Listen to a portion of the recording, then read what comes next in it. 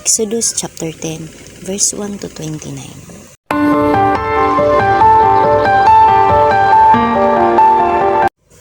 At sinabi ng Panginoon kay Moises, pasukin mo si Faraon, sapagkat aking pinagmatigas ang kanyang puso at ang puso ng kanyang mga lingkod, upang aking maipakilala itong aking mga tanda sa gitna nila. At upang iyo'y maisaysay sa mga pakinig ng iyong anak at sa anak ng iyong anak, kung ano ang mga bagay ang ginawa ko sa Egypto, at ang aking mga tandang ginawa sa gitna nila, upang inyong maalaman na ako ang Panginoon.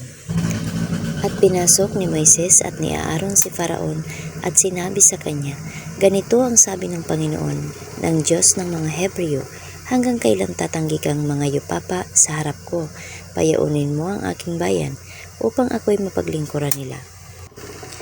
O kung tatanggihan mong payaunin ang aking bayan, ay narito, bukas ay magdadala ako ng mga balang ng iyong hangganan. At kanilang tatakpan ang ibabaw ng lupa, na walang makakakita ng ibabaw ng lupa. At kanilang kakanin ang naiwan sa nanghaligtas, na itinira sa inyo ng granizo. At kanilang kakanin ang bawat kahoy na itinutubo sa inyo ng parang. At ang iyong mga bahay ay mapupuno, at ang mga bahay ng lahat mong lingkod, at ang mga bahay ng mga Egyptyo, na hindi nakita ng iyong mga magulang, mula ng araw nang sila'y mapasa lupa hanggang sa araw na ito, at siya'y pumihit at nilisan si Faraon. At sinabi sa kanya ng mga lingkod ni Faraon, hanggang kailan magiging isang silo sa atin ang taong ito? Payaunin mo ang mga taong iyan upang sila'y makapaglingkod sa Panginoon nilang Diyos. Hindi mo pa ba natatalastas na ang Egyptyo'y gibana? At si Moises at si Aaron ay pinagbalik kay Faraon, at kanyang sinabi sa kanila, kayo'y yumaon, maglingkod kayo sa Panginoong ninyong Diyos, datapwat sino-sino yaong magsisiyaon. At sinabi ni Moises, kami ay yayaon 10 ng aming mga bata at 10 ng mga matanda, 10 ng aming mga anak na lalaki at babae, 10 ng aming mga kawan, at 10 ng aming mga bakahan.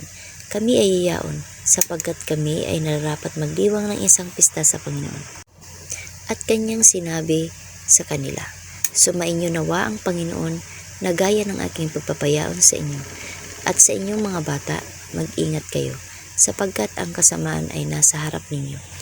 At sinabi ng Panginoon kay Moises, iunat mo ang iyong kamay sa lupain ng Egypto, upang magdala ng mga balang, at bumaba sa lupain ng Egypto, at kumain ng lahat ng halaman sa lupain, yaong lahat ng naiwan ng granizo.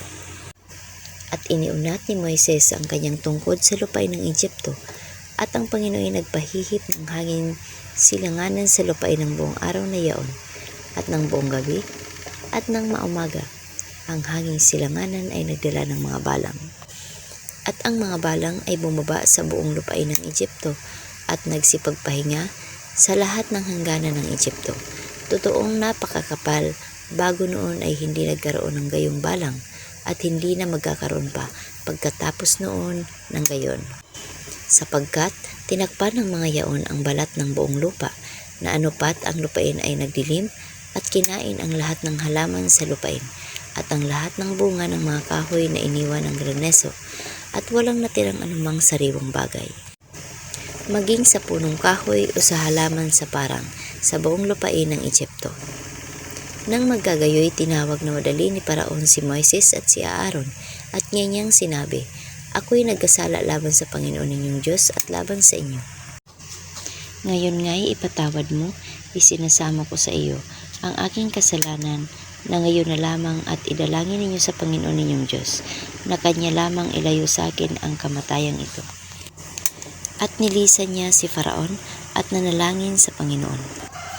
At pinagbalik ng Panginoon ang isang napakalakas na hanging kalunuran, na siyang nagpaitaas sa mga balang, at sa mga yaon sa dagat na mapula, walang natira kahit isang balang sa buong hangganan ng Egypto.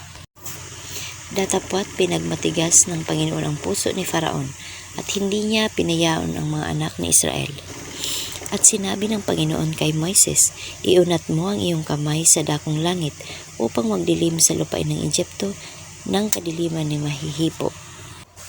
At iniunat ni Moises ang kanyang kamay sa dakong langit, at nagsalimuutan ang dilim sa buong lupain ng Egypto na 3 araw. Sila'y hindi nagkikita at walang tumindig na sinuman sa kinaroroonan sa loob ng 3 araw, kundi lahat ng mga anak ni Israel ay nagilaw sa kani-kaniyang tahanan. At tinawag ni Faraon si Moises at sinabi, "Yumaon kayo, maglingkod kayo sa Panginoon. Inyo lamang iwan ang iyong mga kawan at ang iyong mga bakahan.